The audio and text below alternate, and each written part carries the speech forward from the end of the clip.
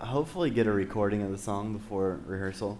In that situation, we all learn the song on our own before we get to rehearsal, so that once we get to rehearsal, we're not clueless on how the song goes. We're not, hopefully not hitting wrong notes. Hopefully I've worked out the guitar part, at least in my head, enough to know that I can play it, and it'll be all right, you know? So I guess the rehearsal might be the wrong word for it. It's more of a sound check and a run through. Mm-hmm. The rehearsing takes place on our own, either on the bus in our headphones or in our practice room somewhere.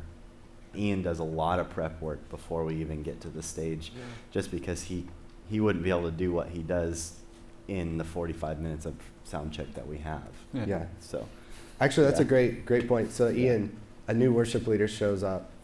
What does that look like? You know, you're not just learning the song, right? You got to do a bunch of other stuff. What does that look like for you?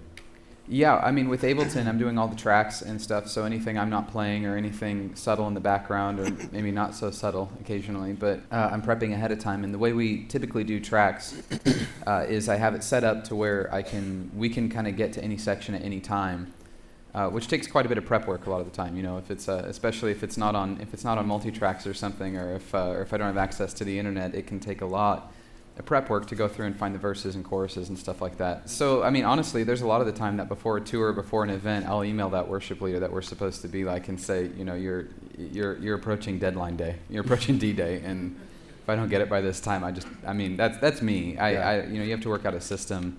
For churches, I think that it makes a lot of sense to have a day that the worship leaders are sending songs out, and the team's expected to do a certain amount of prep work ahead of time, and that can't be Saturday night. Yeah.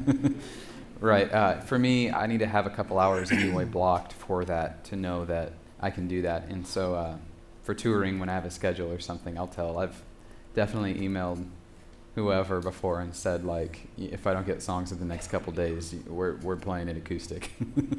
Hey, Martin, if I don't get it, those mountains are not going to tremble. Nobody's trembling. Nobody's trembling. No, that one's funny. On Outcry, he was with us, and we actually didn't do the same set list twice. The entire thing. So like 13 stops or 14, whatever 15. it was.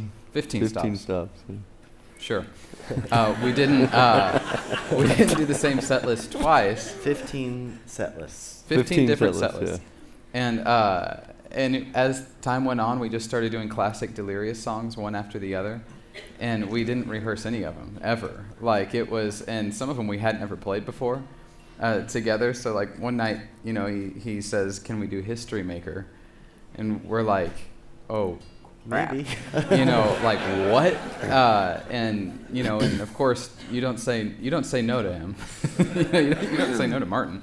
So we go, yeah, absolutely, for sure. And then, you know, I ask him, we're in prayer, like for devotionals for the night. So it's just like an hour and a half before the first band goes on or something. And I go, now you weren't thinking like the whole loop and everything, right? Like, you know, the strings part that you guys made and, you know, isn't online anywhere for me to just grab. Like you're probably thinking like, you know, whatever, someone's going to play that part or just going to go into it and just play through a chorus or something.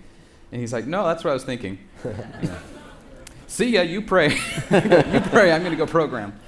But yeah, no, typically we try really hard to have more than 1 hour before with no sound check to come up with a new loop.